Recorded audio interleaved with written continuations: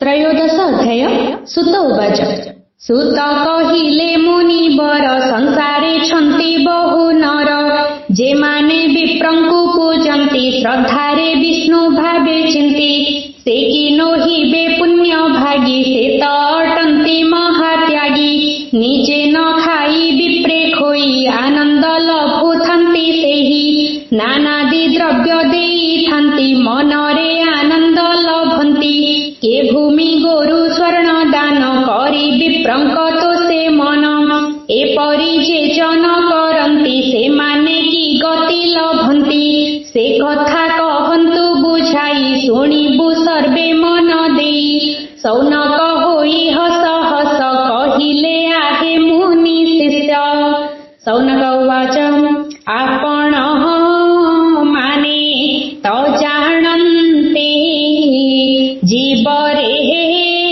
श्रेष्ठ नरति नर मध्यरे पुरुषंकु श्रेष्ठ कहिबा योग्यतांकु पुरुष मध्यरे ब्राह्मण अटन्ति सर्वश्रेष्ठ जान राजा विप्रंकु पूजन्ति जानी ब्राह्मण श्रेष्ठति एणु जे विप्रंकु पूजिबे से निश्चय पुण्य प्राप्त हेबे सृष्टिर प्रारंभ कालरे से विष्णु निजर शरीरे मानव जाति की सर्जिले चारि स्थानरु उत्पादिले मुखरु विप्रंकु उत्पत्ति करिले कमलांक पति बाहुरु क्षत्रिय सृजिले उरुरु वैश्य जात कले चरण जुगलु शूद्रंकु उत्पत्ति कराइले तांकु सृष्टिर क्रिया समाधाने नर बांटिले चारि वर्णे किंतु सकले हरिंकर जन अटंती सबु नर विप्रंकु वेद शिक्षा देले यज्ञर निमंते रखिले क्षत्रिय करिले शासन सुखरे पाळी प्रजागण प्रजांक कल्याण निमंते कृषि वाणिज्य करी नित्ये वैश्य रहिले प्रकार ए मध्य बाट ही पुण्यर शूद्र सकल मानवर सेवारे रहिले तत्पर प्रभु कहिले जे जाहार कर्म को यज्ञ ज्ञाने कर निश्चय मुक्ति होइब जा कर्म तार पुण्य लाभ स्त्री जाति पतिंक सेवारे रहिले बसिबे स्वर्गरे एपरि कहि नारायण रहस्य करन्ति दर्शन जणे अन्यर क्रिया कले तार पतन हुए बळे वृक्ष पशु पक्षी गण पापरु हुअन्ति सन से भोग जोनि गले सारी जन्म लभन्ति नर परि मनुष्य यदि पाप करे पशु पक्षींक रूप धरे एणु जे जार कर्म प्रति दृढ़ रहिले दिव्य गति हेयु से वर्ण रे क्षत्रिय वैश्य बाहा शूद्र एहि नर स्ववर्ण कर्म निष्ठा पर भावरे करन्ति जे नर दिव्य गति से लाभ करे निवास करे स्वर्गपुरी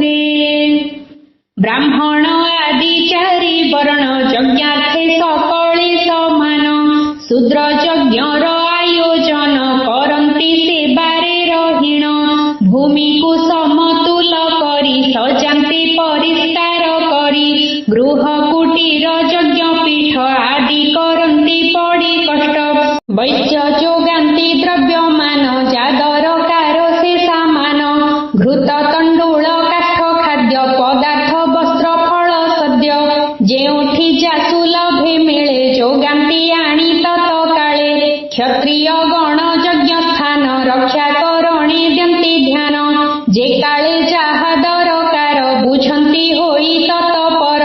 ବିପ୍ର ଯଜ୍ଞରେ ଜଡ଼ିଥାନ୍ତି ହୋମାଦି କ୍ରିୟା ସେ କରନ୍ତି। ଦେବତା ପୂଜା ଘୃତାହୁତି ବେଦ ପଠନ ଆଦି ନୀତି ବିଧିରେ ପାଳନ କରନ୍ତି ଏପରି ଚାରି ବର୍ଣ୍ଣ ରୀତି। ଏଣୁ କେ ନୁହନ୍ତି ନ୍ୟୁନ ତଥାପି ଶ୍ରେଷ୍ଠ ହି ବ୍ରାହ୍ମଣ।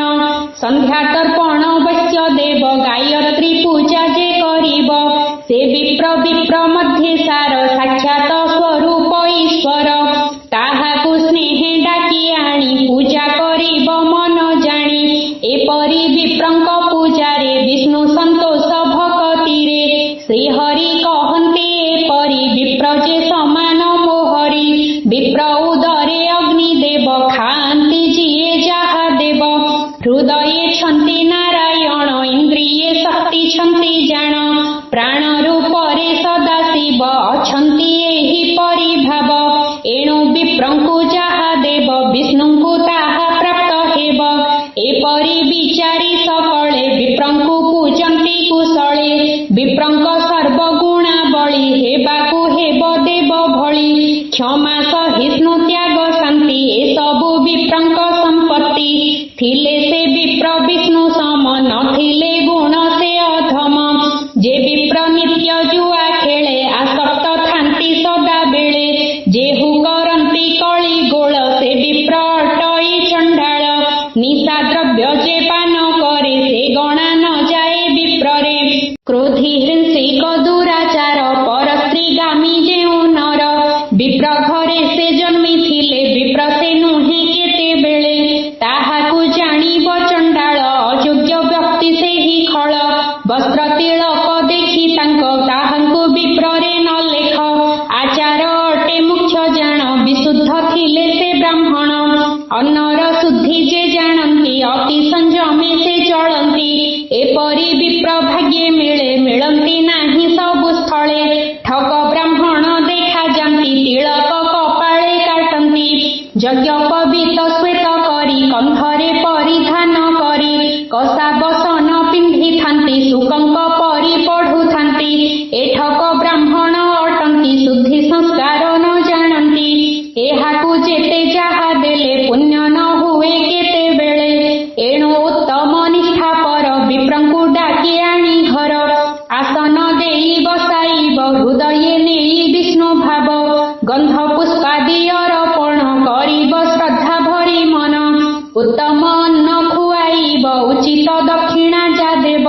ସନ୍ତୋଷ ହୋଇଲେ ବ୍ରାହ୍ମଣ ତାହାର ପୁଣ୍ୟ ହେଲା ଜାଣ।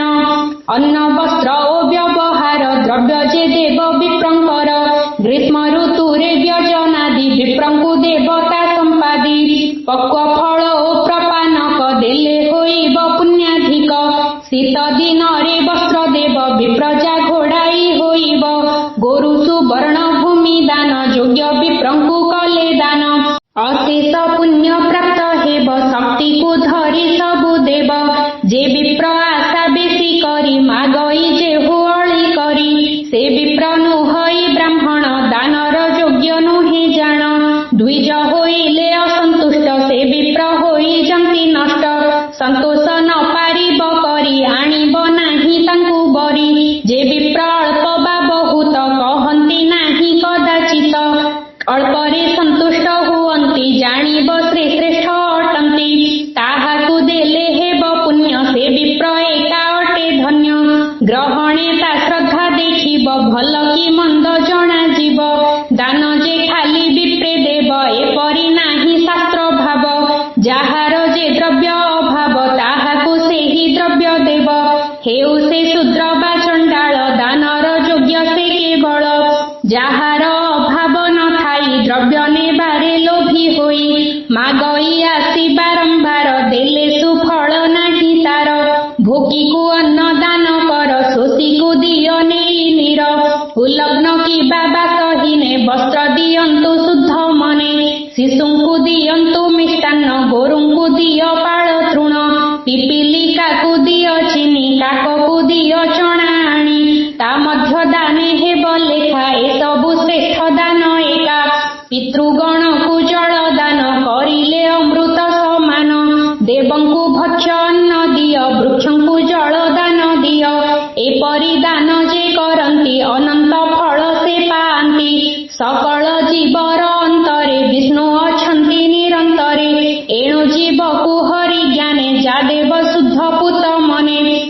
धरी करंती ग्रहण एणु दान रे हुए पुण्य दानर शक्ति असीम दातांकु नेब दिव्य धाम एणु करिब नित्य दान जीवंकु शिव करी ज्ञान मळ मासरे जेउ जन दान दियंती दुखी जन ता दान हुई सार्थक गुणक लक्षेरु अधिक कहई देवराज गीते श्रीकृष्ण नामे तोष चित्ते इति श्री पद्मपुराणे सुत सौनक संवादे पुरुषोत्तम मास महात्म्य कथने नाम त्रयोदश